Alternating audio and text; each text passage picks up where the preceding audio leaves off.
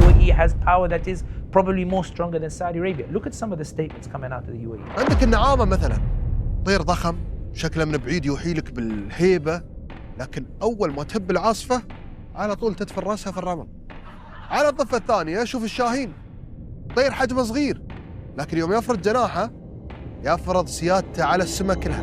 UAE is looking at Qatar and saying that Qatar managed to push back with the Americans and the Israelis. Kuwait managed to push back against Iraq with the help of the Americans. Now I have the Israelis, I have the Americans. Saudi Arabia, you can do one for all I care. Because as we demonstrated with that map, people are already imagining a post-Al-Saud Saudi Arabia. It's why the UAE are supporting Hemeti, the genocidal militia in Sudan that's slaughtering across Sudan, because the UAE want an ally in Khartoum who will allow the UAE to assert control on that Red Sea that faces Saudi Arabia. Right now, this is the real Gulf War that is taking place. Abu5136 asked on YouTube, where does the idea of carving Saudi Arabia into 5 different states come from? So I've brought you the map. This map was published in the New York Times in 2013. Remember, 2013 was a time when the Arab Spring was in full swing.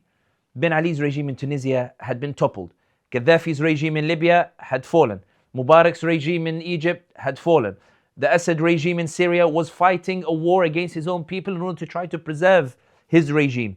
There was genuine concern amongst many Gulf capitals about how far this Arab Spring would go, and indeed there were suggestions that after the Arab Spring there would be a redrawing of the borders in the region and the countries would look very different. And this map emerged in 2013 in the New York Times to describe how Saudi Arabia might look different. And you can see here in this map that it's been divided into 5 different states. The first thing that's worth noting is that this is one of the first times the map actually became public, but it was mentioned beforehand. One of the contentions that Saudi Arabia had with Qatar, for example, is that there was a leaked recording of the former Qatari Prime Minister, Hamad bin Jassim, with Muammar al-Gaddafi of Libya, in which the former Qatari Prime Minister had said that the Americans had maps about how to split Saudi Arabia into 5 different states. The Saudis accused Qatar, telling them, how are you in a meeting and are you saying that you would have helped the Americans do that? Hamad bin Jassim didn't deny the conversation took place, but he came out and he said that. I was saying that this is what the Americans had. It doesn't mean that Qatar was going to get involved in it. The indication here being is that this map has existed for quite some time, but the New York Times decided to publish it in 2013. And there's a few things that you notice in this map. Firstly, Mecca and Medina have been stripped away from any of the Muslim countries, effectively removing the ability of any Muslim country to draw on the authority of Mecca and Medina, to draw on the soft power that Mecca and Medina give that Muslim country, that soft power that often has allowed Saudi Arabia to translate it into political power as a leader in the Arab and Muslim world. Mecca and Medina have become an independent entity ruled by a multinational body, effectively like the Vatican, where you go to Rome, you enter the Vatican, you do some religious tourism, and then you leave. Mecca and Medina have been established in this map as a religious tourism entity with no real political power, as that political power has been stripped away from it. You can see that there is a North Arabia, and the point of this North Arabia is it's very similar to the borders that the British tried to impose on Saudi Arabia when King Abdulaziz established the kingdom. When King Abdulaziz established the kingdom, and the story is in the book Road to Mecca by Muhammad Asad, a book that I hold in very high regard and I encourage everybody to read it, especially this particular passage. The British wanted to establish a railroad from Europe all the way to its colonies in India. Geographically, that required the railroad to go through northern Saudi Arabia. King Abdulaziz Al Saud refused to allow the British to build it. After King Abdulaziz refused the British, a revolt emerged in the north from one of King Abdulaziz's lieutenants, Faisal al-Dawish. Faisal al-Dawish began a war against King Abdulaziz Al Saud to try to secure autonomy or an independent state in that northern part of Saudi Arabia. King Abdulaziz beat him the first time, then he beat him the second time, then he beat him the third time and the fourth time. And every year Faisal al-Dawish keeps coming back over and over and over again. Muhammad Asad narrates the story. He says one day he walks in on King Abdulaziz Al Saud. So King Abdulaziz is sitting and he's deep in thought. And then Muhammad Asad asks him, is there anything wrong? Ya Tawil al-Umar, oh long of age. It's a saying they have in the Gulf. It means may Allah give you a long life. King Abdulaziz responds and he says, I've been thinking, where does Faisal al-Dawish get his weapons from? How does he have the money to keep coming back at me over and over and over again? How is he able to muster an army every single year against me?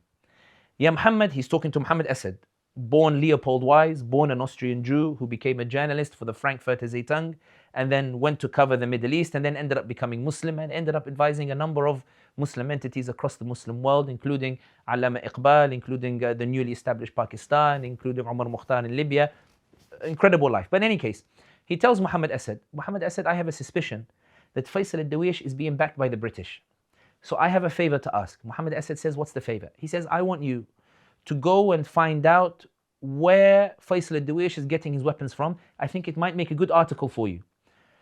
So the suspicion is that it's coming from Kuwait.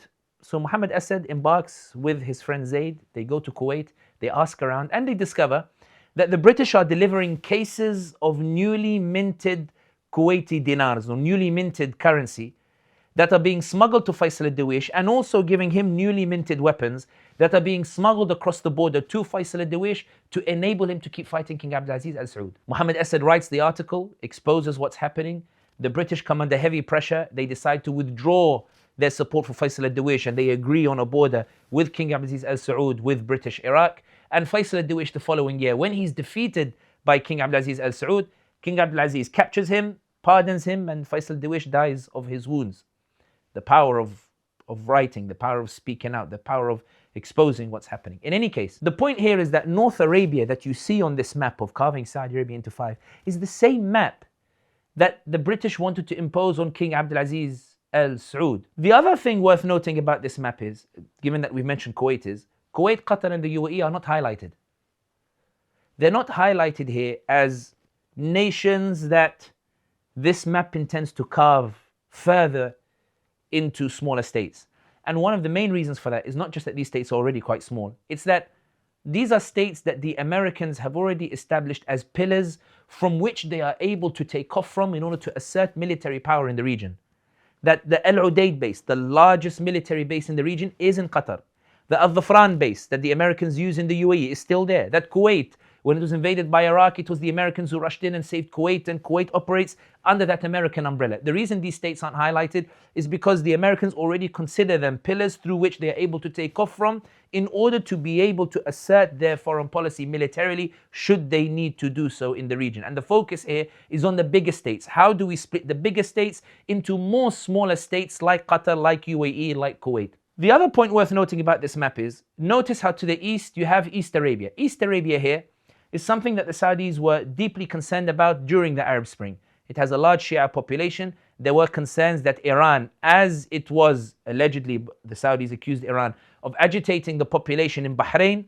There were concerns that Iran might agitate the population in eastern Saudi Arabia, which is why Saudis went and executed the likes of Nimr and Nimr, who they accused of fomenting dissent and a separatist movement in that eastern region. I'm not saying anything about the cases. I'm saying what the Saudis claimed and what their concerns were, and people can make the moral judgment on their own. In any case, this Eastern Arabia is envisaged in this map in that if Saudi Arabia starts breaking apart, that this Shia population in the east might rise up, may be supported by the Iranians, will establish its own independent entity, and therefore it becomes distinct from the rest of Saudi Arabia. There's also, what this map doesn't mention, is that part of that Eastern Arabia may also be taken by the likes of the UAE. In the United Nations, the UAE have already presented new maps of their borders, and those borders include parts that Saudi Arabia claim belong to Saudi Arabia. And it wouldn't be the first time UAE does that to a neighboring country. It does the same with Musandam in Oman. There was the incident when UAE set up a museum. In the map of the UAE that they had in the museum, they actually added Musandam, which is part of Oman. They added it as part of the UAE. Another thing worth noting about this map is South Arabia.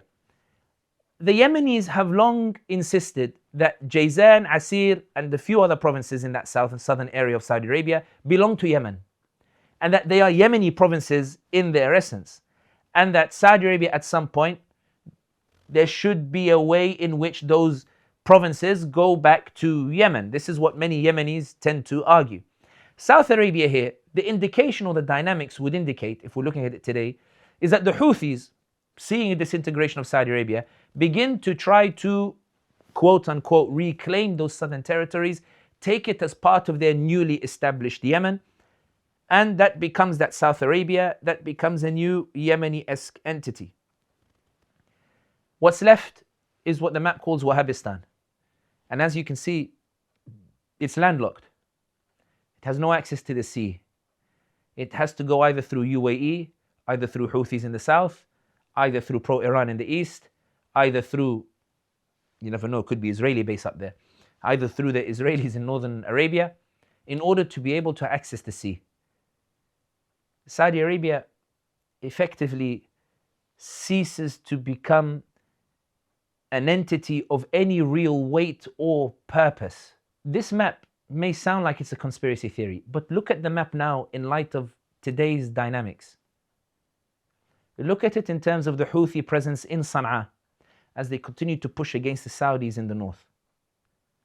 Look at it from the angle of the possibility that if Saudi Arabia gets into war with the Iranians, and the Israelis say to the Saudis, we can help you against the Iranian proxies on your northern border, let us establish a military base. And the Saudis say no, but they let the Americans establish a base, and the Americans hand over that base to the Israelis to use, and Israelis establish a presence in northern Saudi Arabia. What about the UAE as it wrestles with Saudi Arabia in Yemen, and decides to push not only towards Hadramaut, but beyond Hadramaut into where you see that southeastern area, that eastern Arabia, where the UAE uses proxies to go in and then seizes it for itself? Very possible. Look at Saudi Arabia and the possibility of some sort of revolt in the east. Not that I'm saying is going to happen, but the idea that when you look at the current dynamics that's unfolding, the map doesn't look as far-fetched. And it wouldn't be the first time that Al Saud, that the Kingdom of Saudi Arabia has fallen. It's fallen before.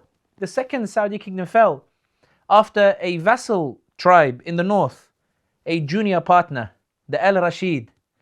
As the UAE rose, as Al-Rasheed rose in power, the Al-Rasheed took advantage of the domestic difficulties within the Saudi kingdom and launched an attack. The Al-Rasheed launched an attack on Saudi Arabia and managed to topple the kingdom of Saudi Arabia. And Al-Rasheed ended up taking over. Saudi Arabia has been in a similar position before, where it sees that as it begins to struggle internally, smaller entities begin to look at how the Saudi kingdom could look differently. That's where this idea comes from, this map comes from, of splitting Saudi Arabia into 5. It's not a new idea. It's an idea of how to disintegrate the region even further. Andalusia as united could not be taken, but Andalusia as 32 taifas could be picked off one by one. And with 32 taifas, there's 32 potential alliances against each one. There's a reason why the UAE believes itself to be confident now to go against Saudi Arabia. It's because the UAE believes that it has the means now to be able to challenge Saudi Arabia. I don't need to follow Al Saud anymore. That when Al Saud in 2013, 2014 decided to enter a price war with the Americans in order to bring down the industry of shale oil that Obama threatened the Saudis with, the UAE believed that it's the Gulf states that suffered the most, but they didn't have the power to challenge Saudi Arabia. Saudi Arabia flooded the market, brought the low oil prices. UAE wanted the money at the time in order to be able to diversify their economy to go into a post-oil economy. They needed the revenue from the oil to do so. They believed that Saudi's oil price war resulted in a loss of billions, so they were unable to do so. Then the Saudi Crown Prince Mohammed bin Salman did it again against Donald Trump, who tried to push shale oil, and the Russians who broke the OPEC quota. Bin Salman ended up flooding the market again with oil to bring those oil prices down. Trump got upset. The Russians got upset. A deal was made with Donald Trump in which Donald Trump would rein back production of oil, and the Saudis ended up reining back their own production of oil to bring the oil price back. UAE believed that the biggest losers were the Gulf states. They lost billions in potential revenue that they need in order to diversify their economy. But even without the oil, the UAE have long insisted they don't want to be the little brother of the big brother of Saudi Arabia. And you can see it in videos such as this where they're insisting that geography doesn't make a state and that the big brother has been sleeping and that UAE will forge its own way and that Saudi Arabia's power doesn't suggest that it's stronger than the UAE in any way, and UAE has power that is probably more stronger than Saudi Arabia. Look at some of the statements coming out of the UAE. يا مرحبا الساعة. أكبر خدعة ممكن تمر عليك أنك تصدق أن الضخامة هي نفسها القوة. لو أخذنا نظرة على الطبيعة الصورة بتوضح أكثر. يعني عندك النعامة مثلا، طير ضخم شكله من بعيد يوحيلك بالهيبة، لكن أول ما تهب العاصفة على طول تدفن رأسها في الرمل. على الضفة الثانية شوف الشاهين، طير حجمه صغير، لكن يوم يفرد جناحه يفرض سيادته على السماء كلها. The UAE now believes that given that it has Israel in its right arm and it has America in its left arm, it can actually push and headbutt the Saudis. It can go against the Saudis. It can challenge the Saudis. And the reason the UAE believes this is because Other smaller Gulf states have challenged the Saudis, and they've been able to push Saudi back. Whether it's Qatar in 1996, Hamad bin Khalifa topples his father. His father goes for health treatment in Switzerland. The son calls the father and says, "Father, don't come home. I'm Emir now." The father says, "What the hell are you doing, son?" The father calls the Saudis, tells them, "My son has done a coup on me. Can you please restore me to power and stop this coup from my son?" The Saudis say, "Sure, no problem." Saudis get ready to restore the father to power. The son calls the Americans, Hamad bin Khalifa, says to the Americans, I am willing to establish ties with the Israelis, willingly. Not peace treaty the way the Egyptians did when they were forced into it. Not peace treaty like the Jordanians who were forced into it. Not peace treaty like the Syrians who were forced into it. I'm willingly going to open an economic office for the Israelis, and I'll give you the largest military base in the region, on the condition that you prevent the Saudis from allowing my father to return home. You protect me from the Saudis. The Americans and the French got very excited. They called the Saudis. They told the Saudis, "We'll bomb the living daylights out of you if you march towards Qatar." And the Saudis ended up pulling back. Qatar demonstrating that with the Israelis in one hand and the Americans in one hand, you can push back against the bigger brother Saudi Arabia. UAE withdrew from OPEC, and everybody's thinking, what can Saudi Arabia do? When Kuwait broke the OPEC quota, after Saddam had entered an 8-year war with the Iranians, Saddam needed a high oil price in order to rebuild his economy.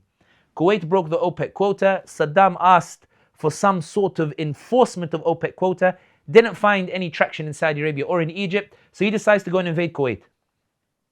When he invades Kuwait, he takes over Kuwait in 2-3 weeks. It doesn't last against the bigger neighbor. But the Kuwaitis call in the Americans, and the Americans come in Operation Desert Storm, and not only do they drive the Iraqis out of Kuwait, Iraq disintegrates into what it is today: Kurds in the north, pro-Iran militias in the east and southeast, and you have the Sunni tribes in the west, some of them allied with the Iranians, but divided effectively into 3, with the prime minister chosen not from the Iraqi people, but chosen from negotiated settlements between the Iranians and between the Americans. UAE is looking at Qatar and saying that Qatar managed to push back with the Americans and the Israelis. Kuwait managed to push back against Iraq with the help of the Americans. Now I have the Israelis, I have the Americans. Saudi Arabia, you can do one for all I care. I don't need to follow you anymore. I have these people who can push you back. That's why the UAE now is challenging Saudi Arabia in Yemen, saying to the Saudis, I'll have my way in Yemen. I want access of the Red Sea. I want my proxies to control that southern coast, Yemeni coastline that overlooks the Red Sea. So UAE is saying that I want to establish a base in Barbara in Somaliland that overlooks the Red Sea. And I'm arming myself with an Israeli military base to ensure that I, the UAE, am king of that most vital, important strait of that Bab al-Mandab, one of the most important shipping routes in the world. It's why the UAE are supporting Hemeti, the genocidal militia in Sudan that's slaughtering across Sudan, because the UAE want an ally in Khartoum who will allow the UAE to assert control on that Red Sea that faces Saudi Arabia, that Sudan coastline on that Red Sea, so that UAE becomes a mini Venice where it controls. It's why UAE is wrestling with Turkey in Somalia to ensure that Somalia, through Puntland allows the UAE to control that Bab al-Mandab Strait. UAE wants to become the major power in the way that Venice used to be, by using the Israelis and using the Americans to allow it to redraw the borders of the region through the setting up of militias, through the interference in different people's affairs, through the trampling on the democratic rights and freedoms of ordinary people, through alliances with Ethiopia, through alliances with Kenya that have agreed to help UAE in order to carve out Sudan. The Sudanese who only want to be able to choose their leaders and choose the right to self-determination, to decide how their country should be run. The UAE instead is, through Kenya, through Ethiopia, are funding a genocidal militia, and through Chad, funding a genocidal militia to prevent the Sudanese from choosing, because UAE fears that the Sudanese population, if they choose freely, such a government will not allow them to control that Red Sea area and allow them to assert themselves as the global power that the UAE thinks it is.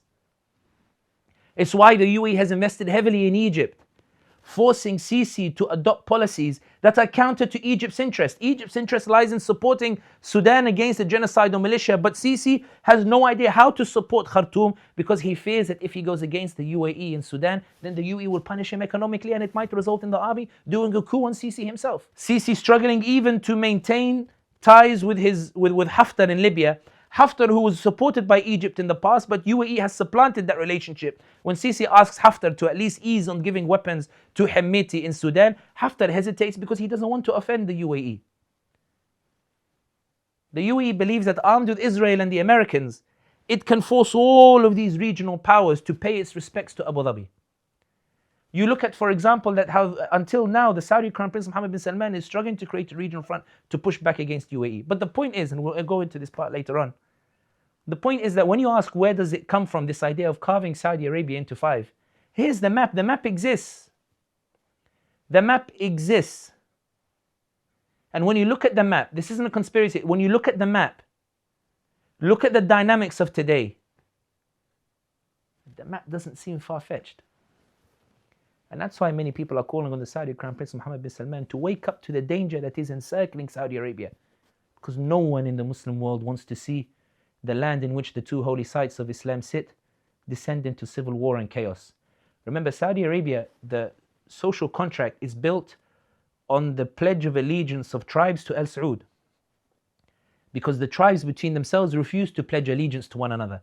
But they agree to support Al-Saud. Al-Saud is the linchpin that keeps Saudi Arabia together, that keeps those tribes together. Al-Shammar, Banu Tamim, all these others. Al-Saud collapses. And history suggests that it will result in tribal warfare and tribal conflict. If you had to give a parallel, look at Libya. Libya was a tribal society. Gaddafi at the top and ruling based on the tribes. Gaddafi is heavily criticized for not allowing the country to develop beyond the tribes, but the reality is as it is. The head of the tribe falls. This is not a defense of Gaddafi in any way. Falls. And now Libya into three. Haftar in the east in Benghazi. An internationally recognized government in Tripoli, which struggles to assert its authority anywhere outside Tripoli, and the lawless south, where no one is sure who rules Fazan. And every now and then there is a campaign from either side to try to take the south, and nothing ever materializes of it in terms of actual gains. This map is where it comes from. Subscribe to The First Move. The First Move is our notes on the events that we're watching, why we're watching them, why we think they're significant. They're notes that we make every morning. These notes can be in your inbox every single morning. All you have to do is go to movecollective.com, subscribe to The First Move, and it will be in your inbox every single morning. This is, after all, your channel. Let's share and discuss the ideas together. Arwa Hazin, I don't say Hazin, Hazin means sad, but Arwa asks, what are the options of Saudi Arabia? And Abu Bakr asks the same on Facebook. What are the options of Saudi Arabia? I think that Saudi Arabia does have a number of options. The first is that the UAE lobby in Washington is mighty. But that doesn't mean that the Americans don't give weight to what Saudis think or what Saudis say or what Saudis do.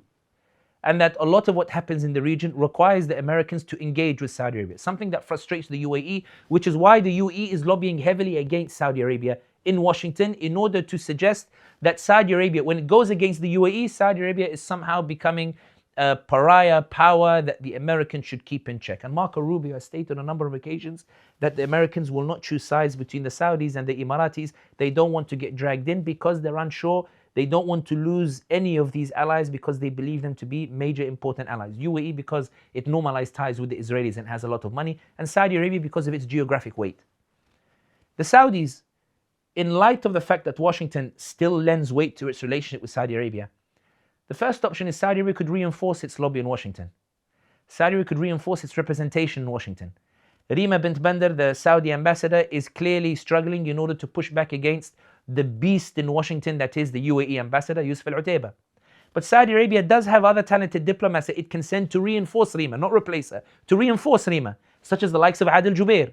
They can send Adel Jubeir, who right now is a seasoned diplomat who hasn't been given really a serious portfolio. They could send Adel al-Jubeir, who was Rima's father's deputy in Washington when Bandar bin Sultan was the ambassador in Washington. Adel al-Jubeir, who knows Washington inside out, who speaks fluent English, can go and reinforce Rima bint Bandar in order to push back against that UAE lobby, especially at a time when the UAE is lobbying Washington in order to designate Saudi's allies in Yemen as terrorists. Saudi and the Islah are the main allies of Saudi Arabia today in Yemen, the most organized party on the ground. The UAE are basically saying to Washington that if Saudis won't allow me to operate my proxy in the southern separatists in Yemen, then please designate their allies in Yemen, designate them as terrorist organizations. The Islah designate them. Now Trump probably doesn't know who the Islah are. Trump probably says, okay, UAE, let's do a quid pro quo. And it may well be that the UAE, they withdrew from OPEC by saying to Donald Trump, listen, we'll withdraw from OPEC, but give us this designation. And it may well be that Trump has said to them, yeah, sure, no problem. I'll do it. I'll give you the Saudis, if Islah are designated as a terrorist organization, it will make it very difficult for them to operate in Yemen. The Saudis have two options here. Either they can go and tell Trump that Trump, you shouldn't be designating them as a terrorist organization, by which the UAE respond and say Saudi is now allying with the Muslim Brotherhood. Or the Saudis could say, listen, the Islah are the only ones who can launch a campaign against the Houthis who did a coup on the internationally recognized government, the Houthis who toppled the government agreed upon by a national dialogue of Yemen's civil and social and political parties, because the Houthis were concerned that in elections they won't win. So they allied with the toppled dictator Ali Abdullah Saleh and took over Sana'a before the people could choose who they wanted to rule over themselves. Saudis could argue that Islah is the only body that can push the Houthis out of Sana'a. And the Saudis could consider a military campaign accordingly in order to give Yemen back to the Yemenis. Or the Islah could simply disband. What's in a name? Disband the party and establish a broader coalition of other Yemeni parties and come under a common Yemeni umbrella that Saudi Arabia supports to try to retake Yemen back from the Houthis. This is the first option in order to try to push back against that UAE lobby by presenting that the UAE demand is not in the US interest and rather Saudi has an interest that can also benefit the Americans in this regard. That's one option that the Saudis have. The second option is to remove Turki al-Sheikh from his post as the General Entertainment Authority, to sack Turki al-Sheikh. Turki al-Sheikh and the General Entertainment Authority has been at war with the Saudi identity, at war with the Islamic identity. Turki al-Sheikh's raves, concerts, parties, appointed by the Saudi Crown Prince Mohammed bin Salman, the Saudi Crown Prince, as he's reversing policies now, as he's withdrawing $200 million investment in a New York Opera House, as he's withdrawing those billions from the Live Golf, as he's toning down the neon projects such as the Line that are not producing the effects that he wanted, this reversal in policy, which should be encouraged on the Saudi Crown Prince, the Saudi Crown Prince could turn around and say, Turki al-Sheikh, I don't want you to attack the Muslim and Islamic identity of Saudi Arabia. I need it at this moment in time because I need to restore that soft power that will allow me to translate it into political capital at a time when the UAE is coming after me. There's a very real possibility that by removing Turki al-Sheikh, the Saudi Crown Prince Mohammed bin Salman might be able to win back some of that soft power that he has emphatically lost, that prevents Saudi Arabia from asserting its leadership role as a leader in the Arab and Muslim world, that it inspires other or that gets other regional allies to rally around him. The reality is that the Saudi Crown Prince Mohammed bin Salman, despite challenging the UAE publicly, has seen that the Turks are dragging their heels. The Turks are saying, will bin Salman be able to beat bin Zayed? Because if he doesn't, bin Zayed, via Israel, will go to Washington and convince Washington to put sanctions either on our economy or convince Washington to turn against Ahmad al-Shara in Syria. We don't want to provoke bin Zayed. He has too many cards that he can play against us, which is why, as bin Salman and Turkey have been talking with one another, Erdogan has been very keen to ensure that Turkish delegations like Hakan Fidan and these others continue to go to Abu Dhabi to say to bin Zayed, my rapprochement with Saudi Arabia, my closeness with Saudi Arabia will not come at your expense. And Mansour bin Zayed himself visited Turkey to sort of suggest that Saudi, I know you're trying to get close to Turkey, but we are the ones who have the ties with Turkey.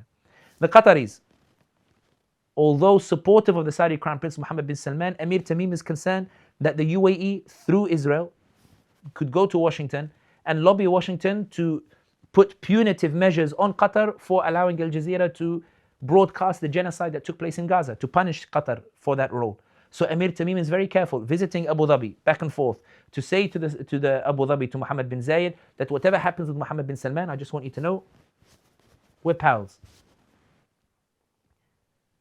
The Saudi Crown Prince Mohammed bin Salman, in restoring that soft power, can get public opinion to pressure some of these leaders into joining him in a regional front to contain the UAE's push to trample on the aspirations of the Arab populations for their freedom, for their dignity, for their legitimate right to choose their own leaders, to choose their own rulers, and for a right of dignity and freedom, which is what the UAE is trampling on, which is what it trampled on in the Arab Spring and what it's trampling on right now. It's very possible the Saudi Crown Prince Mohammed bin Salman can flip that image by removing Turki al-Sheikh and restoring that soft power that allows him to translate it into political capital. The third option that the Saudi Crown Prince Mohammed bin Salman has is that he can take a firm stance in Yemen and in Sudan instead of hesitating.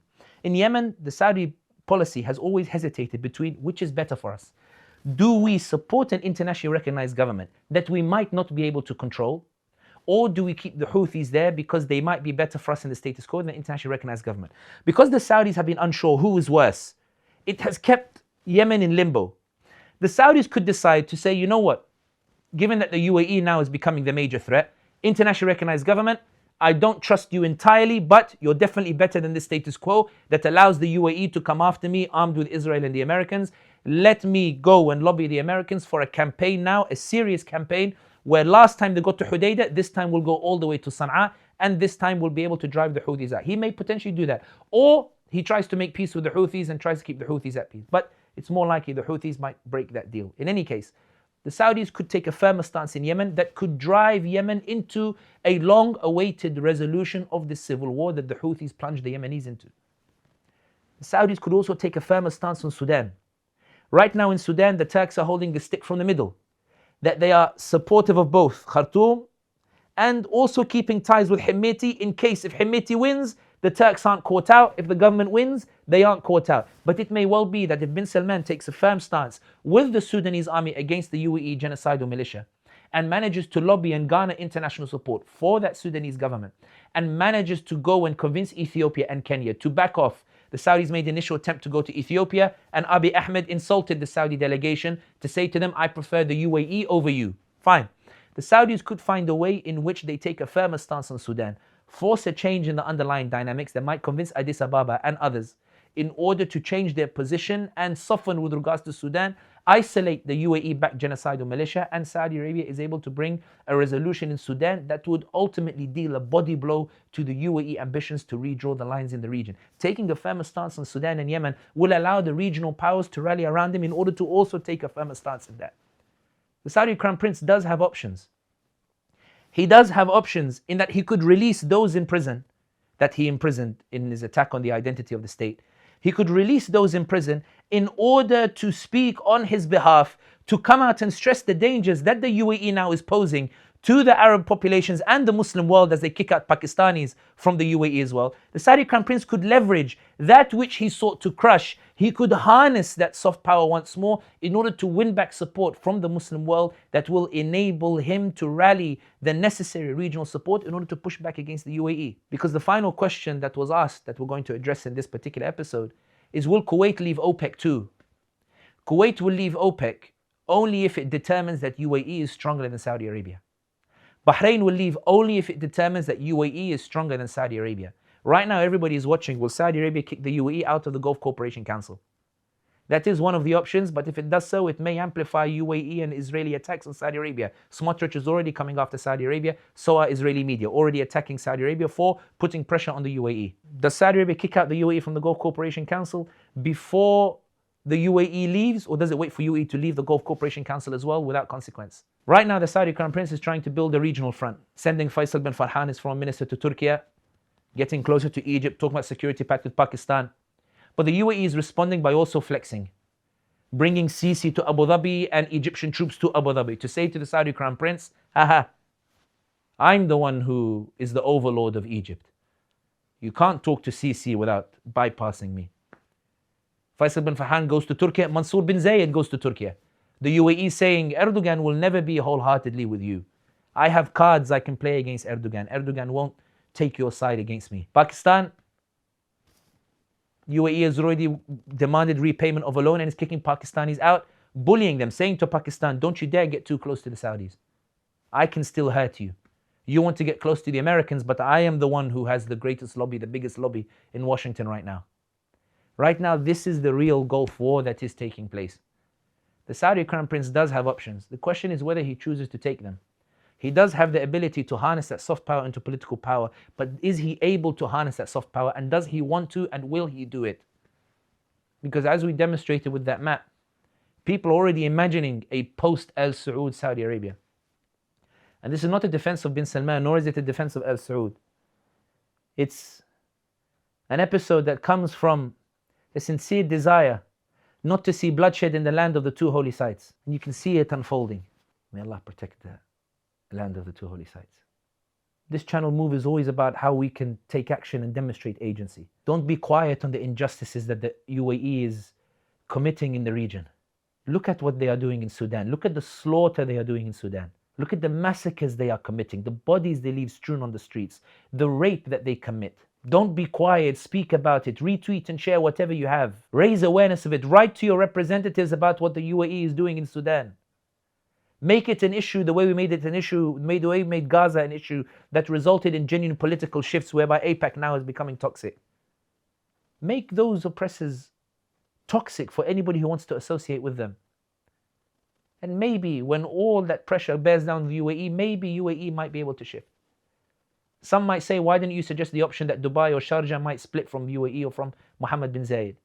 Mohammed bin Zayed holds the loans of Dubai, which is what enables him to squeeze Dubai. And Sharjah, Saudi Arabia could potentially push for a secession of some of the other emirates. But what would the reaction of Israel and the Americans be? That's why the UAE believes that armed with Israel and America, that's what's allowing it to push against Saudi Arabia. Raise your voice.